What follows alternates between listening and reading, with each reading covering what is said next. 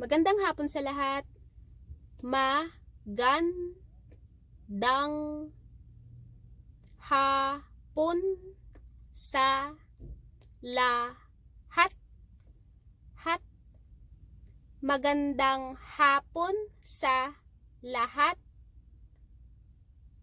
Magandang hapon sa lahat. Good afternoon, everyone. Another Tagalog word of the day, and our Tagalog word is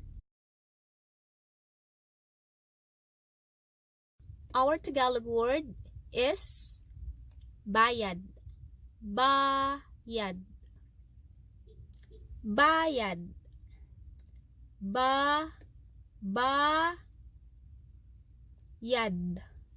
Yad. Bayad. Let's say that again. Bayad. Yad. Bayad. And I just want to add that be careful how you say the word, guys, if what you mean to say is payment, because if you pronounce the word bayad, that means paid. Let's say the words again so you guys can see the pagkakaiba. Let's say the word again.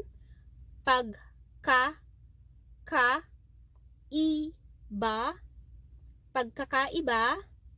which means difference.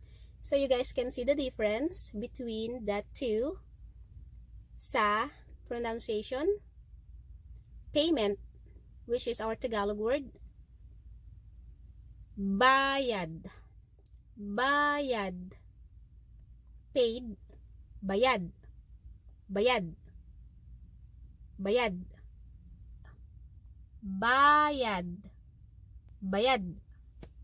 So let's have example of using our Tagalog word, which is bayad. For those riding the jeepney or jeep, and syempre, of course, you have to pay your fare. Bayad po. Meron ba akong pera? So, let's do that again. So, I got my pera. Let's say I'm riding the jeepney. Let's say, bayad po. Bayad po. Here's my bayad. Here's my payment. And for those wondering what is po, or for those getting confused on how to use po and opo, check the info section, guys, below, and I'm going to put a link there for my article, kasi I already explained there how to use po and opo.